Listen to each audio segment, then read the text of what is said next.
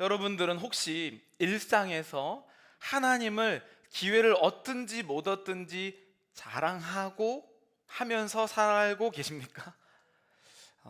조금 대답이 많이 적죠. 우리는 어떻게든지 일상에서 내 자랑하려고 애쓰지, 나를 살려주시고 구원하신 그 예수 그리스도를 자랑하는 그 마음이 많이 없다는 것이죠. 저는 오늘 이 말씀을 또 이제 야유회를 준비하면서 또 우리가 이제 예배를 드리고 밖으로 나갈 텐데 하나님의 자연을 보면서 우리는 그제서야 하나님이 만드신 것들에 눈을 돌리기 시작해요. 일상생활은 그렇게 바쁘게 나 중심으로 내가 가진 것, 내가 뭐 원하는 것, 또 때로는 아프고 힘들 때, 고난이 있을 때만 하나님을 찾다가 좀 야유 예배쯤 되면 자연을 보고 이 자연도 하나님이 만드셨지라고 생각하는 게 우리 사람들의 일반적인 패턴이라는 거예요. 근데 여러분, 우리는 하나님을 잊고 살 때가 많지만 반대로 하나님께서는 우리를 날마다 기억하시고, 하나님은요 정말로 잘난 것도 없는 아들, 잘난 것도 없는 딸 여러분들을 어떻게 해서든지 자랑하려고 하시는 분이 바로 우리 하나님이시라는 거예요. 여러분, 사실은 뭐 우리가 자녀가 있는 분들은 아시겠지만 우리 자녀가 하는 것들 조금만 잘하면 막 자랑하고 싶잖아요, 그렇죠? 뭐 우리 아이는 몇 살에 걸었다. 사실 몇 살에 걸은 게 그렇게 중요합니까? 우리 아이는 몇 살에 뭐 글씨를 읽었다, 뭐를 한다.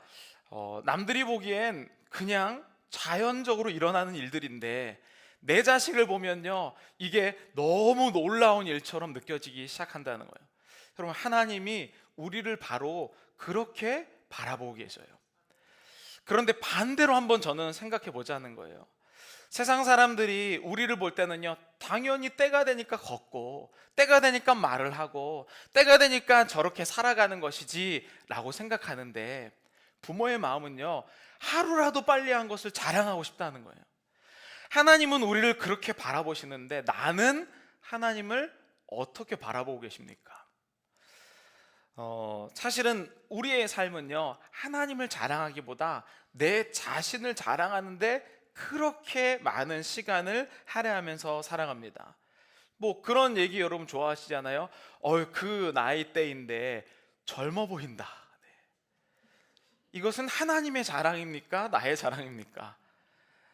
어떤 사람이 이걸 또 연결해서 그렇게 젊게 만드신 하나님을 찬양합니다. 이렇게 얘기할 수도 있겠지만 실제로 우리는요, 그 나이에 이렇게 빠른 성공을 이루셨습니까? 그 나이에 이렇게 젊어 보이십니까? 어떻게 이런 상황에 침착하고 그런 마음을 유지하십니까? 라고 하는 이 자랑 들으려고 살아가는 존재처럼 생각할 때가 있다는 거예요. 그런데 여러분, 하나님은 이와 정반대로 자랑할 것 없는 나를 자랑하고 계신다는 거예요. 그래서 여러분, 이 오늘 시편에서는요, 이 두 가지의 관점이 아주 명확하게 드러나고 있어요. 내가 바라보고 싶을 때 원하는 하나님과 하나님이 늘 나를 바라보는 그 눈빛이 두 개가 있습니다. 그래서 자막으로 우리 함께 읽어볼까요? 하나님이 바라보는 나, 그리고 내가 바라보는 하나님. 여러분, 평소에 살아가시면서 이 두 가지 관점 중에 여러분들은 어떤 관점의 마음을 가지고 살아가십니까? 하나님이 바라보시는 나의 마음을 가지고 감사하면서 살아갈 때가 많으십니까?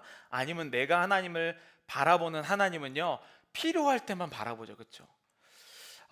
온 일상이 하나님을 자랑하고 증거하고 하나님 없이는 안 되고 하나님이 허락한 것이고 하나님 것이면 참 좋겠지만 바쁘다는 핑계로, 내가 살아야 한다는 핑계로 하나님보다는 내 자랑거리를 살아가는 것이 우리의 현실이라는 거예요. 하나님께서는 정말 졸지도 않으시고 주무시지도 않으시고 우리의 머리카락까지 다 세시면서 우리를 바라보고 지켜보고 계시는데, 나 자신은요, 하나님이 필요할 때만 바라본다는 거예요. 그래서 유독 우리는 언제 하나님을 바라보냐면 안 될 때, 아플 때, 고난 중에 있을 때, 이때 말고는 하나님이 생각나지 않는 거예요. 그래서 저는 이 상황을 이렇게 문장으로 정리해봤는데 우리 함께 읽어보도록 하겠습니다. 함께 읽겠습니다. 인간은 자신을 사랑할 때 나에게 집중하고 나만을 사랑할 때 우리는 도저히 하나님이 생각나지 않아요. 야유 예배나 나가야지 나무도 보고 이 하나님이 지으신 세계 하늘도 좀 바라보고 오늘 집에 돌아가면서 저녁에 뜬 달도 바라보죠. 그렇지 않고서는 나의 목적만을 위해서 살아가는 게 우리의 존재예요. 사실 이 시편 8편은요, 시편을 처음부터 읽어보시면 아시겠지만 3편에서 7편까지는 바울이 고난 가운데 하나님을 간구하는 그러한 말씀으로 가득 차 있습니다. 하나님, 저를 제발 도와주시고 하나님은 어디에 계십니까? 라고 울부짖는 게 시편 3편부터 7편이에요. 그리고 나서 시편 8편은요 이런 질문이에요. 하나님, 그런데 고난 가운데 계신 하나님 말고 하나님은 도대체 어디 계십니까? 라고 물어보는 게 시편 8편입니다. 우리 시편 8편에 9절까지 있는데 1절과 9절을 우리가 함께 보도록 하겠습니다. 시편 8편 1절과 9절 함께 읽겠습니다. 여호와 우리 주여, 주의 이름이 온 땅에 어찌 그리 아름다운지요, 주의 영광이 하늘을 덮었나이다. 9절 읽겠습니다. 여호와 우리 주여, 주의 이름이 온 땅에 어찌 그리 아름다운지요. 잘 보니까 마치 샌드위치처럼 겉표 윗면과 아랫면이 똑같은 문장으로 시작해서 똑같은 문장으로 끝나죠. 여호와 우리 주여, 주의 이름이 온 땅에 어찌 그리 아름다운지요.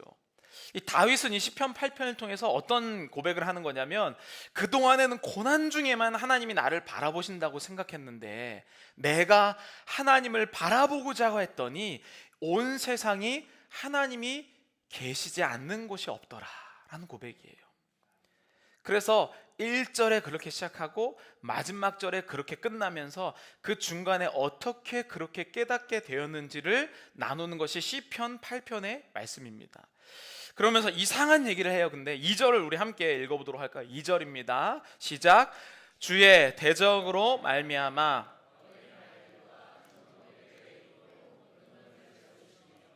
이는 원수들과 보복자들을 잠잠하게 하려 하심이니이다. 여러분, 이 말씀을 보면요, 갑자기 또 적과의 관계, 대적에 대한 이야기가 나와요. 대적과 원수. 이 대적은요, 말 그대로 내 앞에 있는 적이 바로 대적입니다. 그렇죠? 내 앞에 있는 적을 대적이라고 얘기해요. 다른 말로는 고난, 고통, 또 나를 해하려고 하는 사람들, 또 그리고 병걸림, 아픔, 이런 모든 것들을 우리 인간은 대적이라고 느끼죠. 그런데 여러분, 만약에 보통의 경우에 이 대적과 원수를 이기려면 어떻게 해야 살 수 있습니까? 이 원수보다 더 좋은 칼을 준비한다든지, 이 원수보다 더 빨리 움직이다든지, 힘이 세다든지, 아니면 전략이 훌륭하다든지, 그러니까 세상에서 이렇게 고난과 또는 원수를 대하는 방식을 조금 우리의 말로 바꿔보면 똑똑해야만 생존할 수 있다는 거예요. 지혜로워야만. 똑같이 일을 시작해도 더 똑똑한 사람만 그 필드에 남아있지, 조금만 뒤쳐져도 그 사람은 더 이상 보이지 않아요. 그러니까 이 세상에서 원수를 대하는 방식은요, 인간의 보기에 똑똑함입니다. 똑똑함. 그런데 하나님이 오늘 갑자기 여호와가 어디 계신지를 말씀하면서 이 다윗이 고백하는 게, 원수를 없애는 방법이, 우리 대적자들과 원수들과 보복자를 없애는 방법이 어떻게 하냐면 어린 아이들과 젖먹이의 입으로 가능하다는 거예요. 이건 완전 반대의 얘기를 하고 있는 거예요. 세상에서 원수를 이기고 병을 고치고 고난을 이겨내는 힘은 더 좋은 방법과 더 훌륭한 것과 더 많은 것으로 해야 한다고 하는데, 하나님은 지금 온 사방에 계신다고 말씀하면서 아니다, 정반대다, 어린아이들과 젖먹이의 입으로 가능하다라고 표현하고 있어요. 여러분, 여기에서 말하는 이 어린아이들과 젖먹이는요, 이 유대인들은 이 모유 수유를 거의 만 3세에서 4세까지 합니다. 굉장히 오래예요. 그러니까 여기서 말하는 어린아이들과 젖먹이의 입은 어떠냐면, 한 3세 4세 정도면요, 부모가 하는 말을 그대로 따라할 정도의 수준의 아이를 이야기해요. 부모가, 그러니까 거의 모방하는 거죠. 엄마가 힘들어, 그럼 자기도 힘들어. 행복해, 행복해.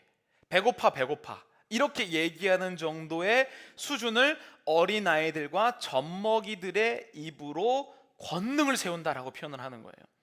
그러니까 여러분, 이 말은 세상 사람들이 생각하는 원수를 이기고 고난을 이기고 병을 이기는 힘은요, 더 똑똑하고 훌륭한 것이 아니라 뭡니까? 어린아이와 같이 하나님의 말씀을 그대로 따라하는 힘이 있다는 거예요.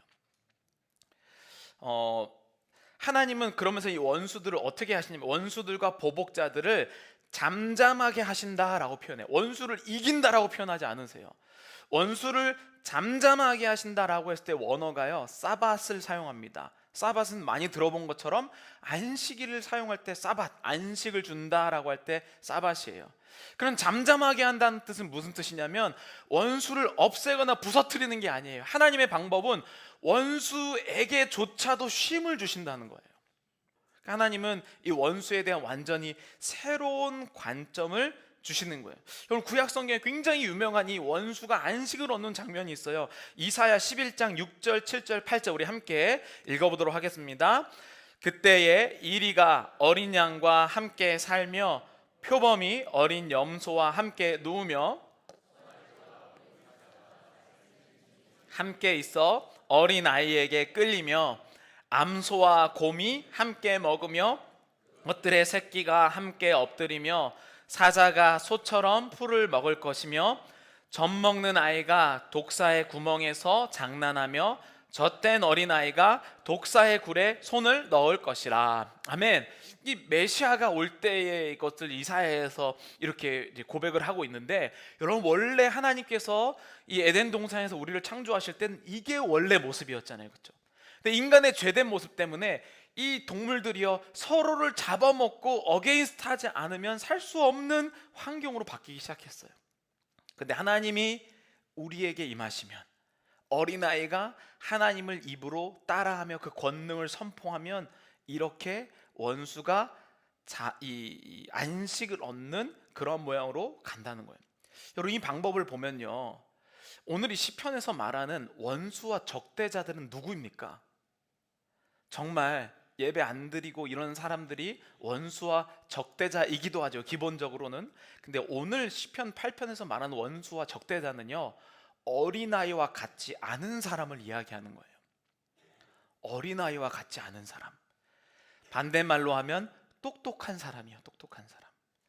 이미 사건이 펼쳐지고 병을 얻거나 이러한 고난이 펼쳐지면 왜 소망이 없다라고 사람들은 이야기합니까?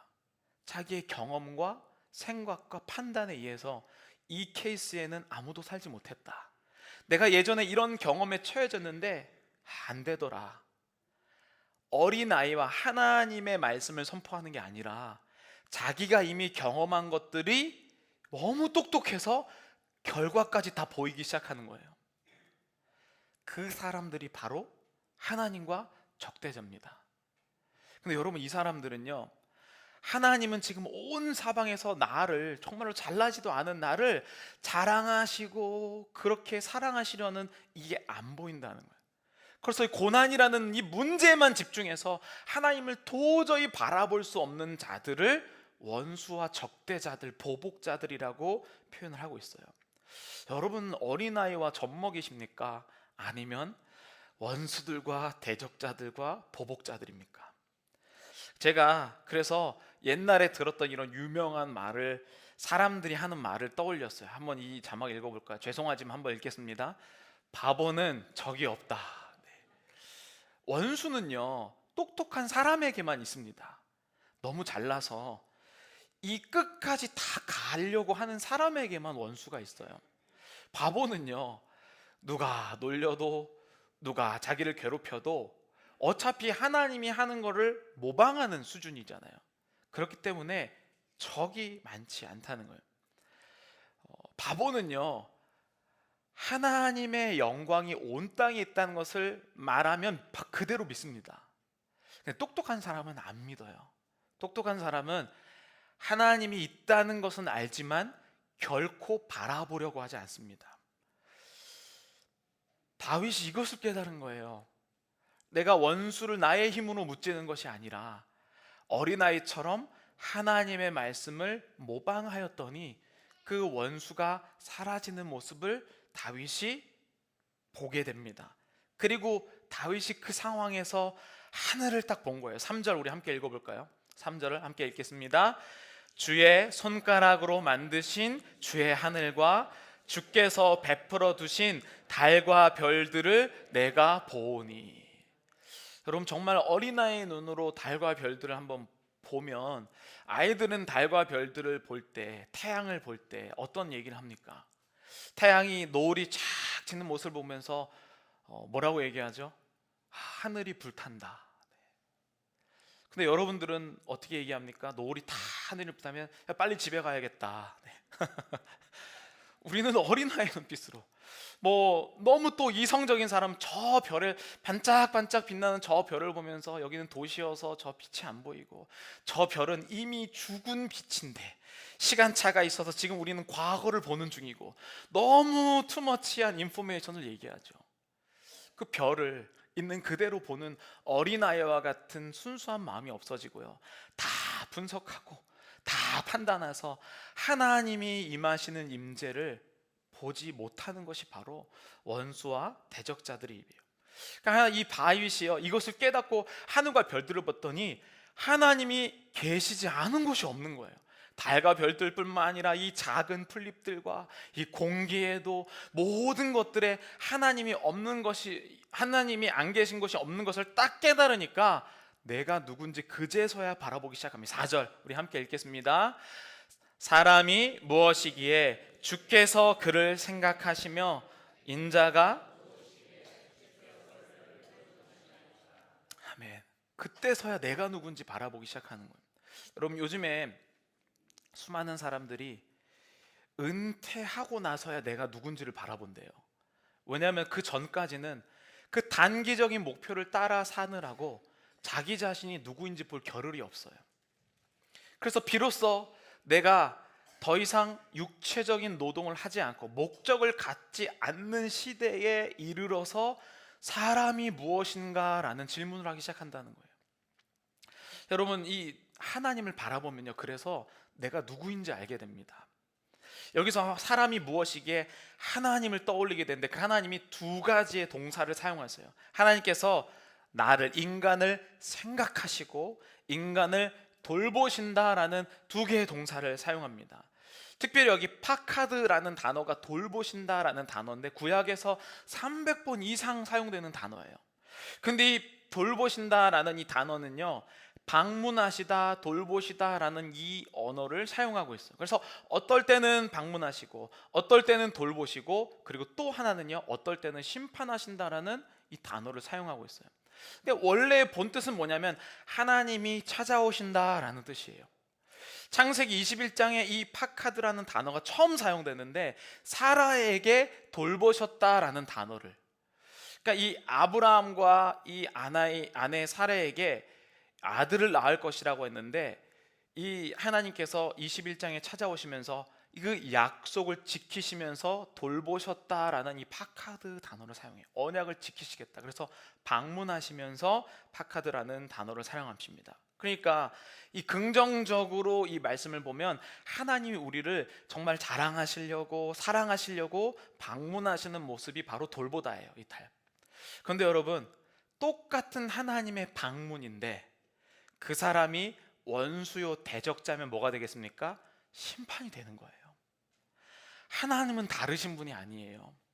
하나님이 막 틀리거나 하나님 막 너무 막 노하시는 분이 아니라, 내가 어린아이와 같은 마음을 가지고 있을 때 하나님의 방문은요, 행복함이에요.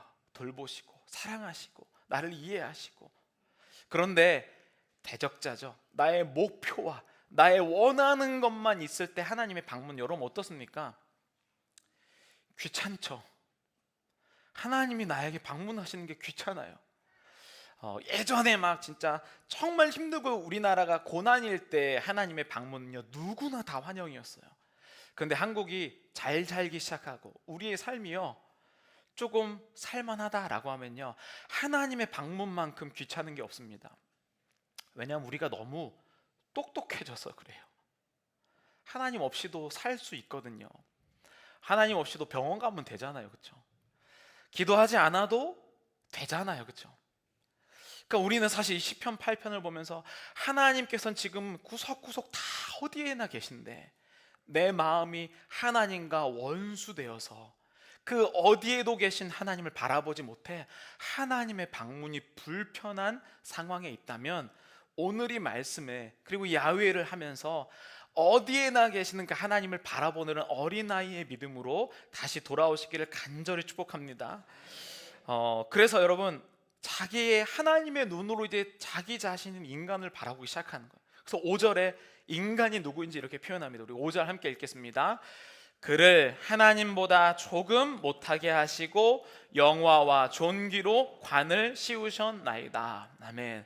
여러분, 개랑 나를 비교해 보면 요즘에는 개보다 못한 사람이 너무나도 많기 때문에 차라리 개가 더 나을 때도 많아요. 개는 의리라도 있지, 인간은 이제 의리도 없습니다. 인간과 개라는 이런 동물과 분리되는 것은 도구를 사용하고 뭐 이런 철학적인 질문이 아니에요.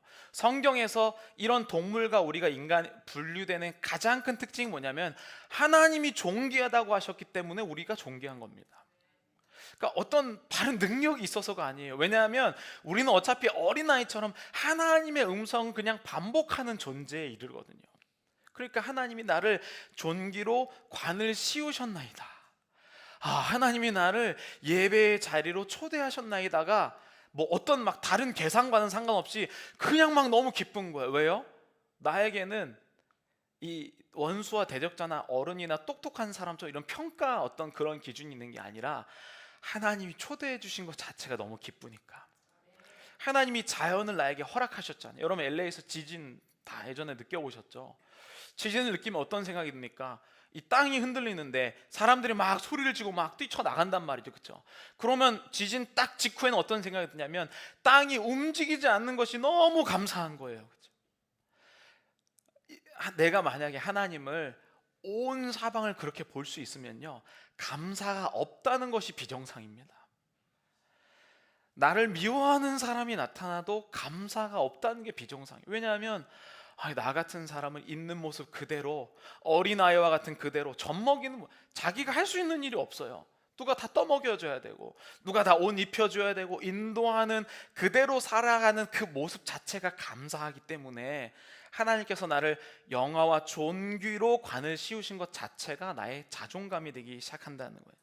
그러니까 하나님은요, 나의 그 모습, 그 아주 작은 입으로 하나님 사랑합니다 라고 고백하는 그 고백을 기다리시고 나를 자랑하려고 기다리시는 분이에요. 우리 6절, 7절, 8절 읽어보도록 하겠습니다. 함께 읽겠습니다.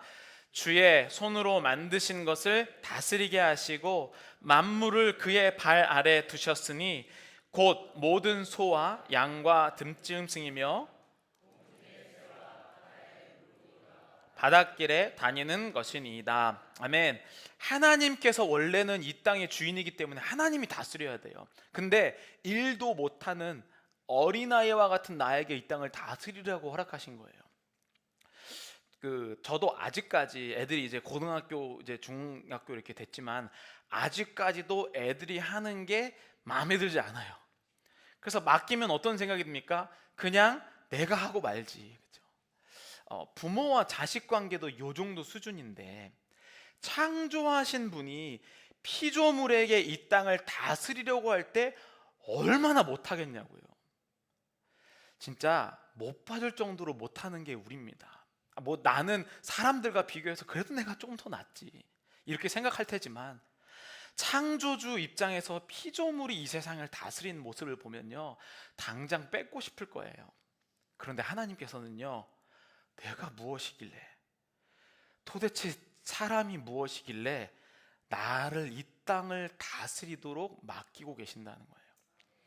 그럼 우리가 느헤미야를 다루면서 교회는 모이는 것이 아니라 흩어지는 것이라고 지난주에 제가 말씀을 드렸는데요, 흩어지는 과정이 바로 다스림이에요.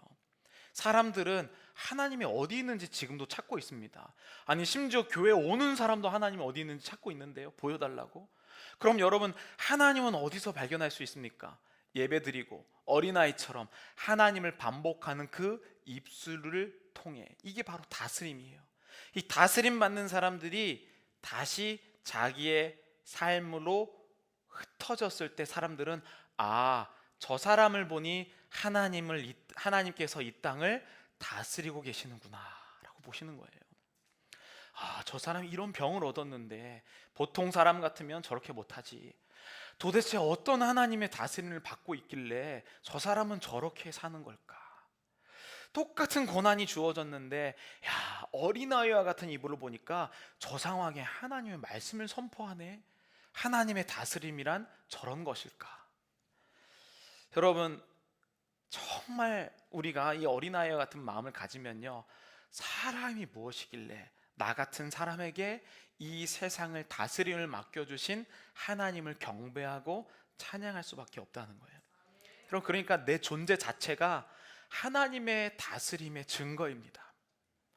그리고 하나님의 목소리가 들리지 않는 자들에게 마지막으로 고백하는 게 다시 또 9절에, 우리 9절 함께 읽겠습니다. 시작. 여호와 우리 주여, 주의 이름이 온 땅에 어찌 그리 아름다운지요.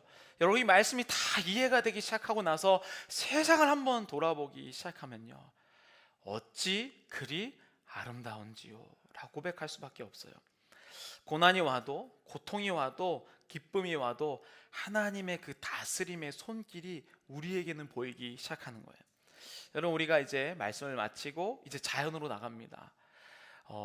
물론 도심 안에 있는 아주 작은 인위적인 공간들이에요. 뭐 나무나 잔디도 다 우리가 깔아놓은 것이거든요. 그런데 여러분, 하나님의 이 통치를 받고 하나님의 다스림을 받고 또 하나님의 어린아이와 같은 사람은요, 어떤 것을 보더라도 다 이제 예배 끝나고 문을 열고 딱 나가실 때 내 앞을 가로막는 이 돌멩이가 있을지라도 하나님의 놀라운 섭리로 보이기 시작한다는 것이죠. 여러분, 우리는 이제 무엇하러 나가냐면요, 그동안 하나님께서는 늘 하나님을 외면하고 있는 나를 자랑하시려고 막 찾아보고 다니셨어요. 근데 이제 여러분, 이 말씀을 마치고 우리가 이 교회를 나아갈 때 하나님 자랑할 것 없나? 우리가 찾아보며 나아가는 시간이 되기를 간절히 축복합니다.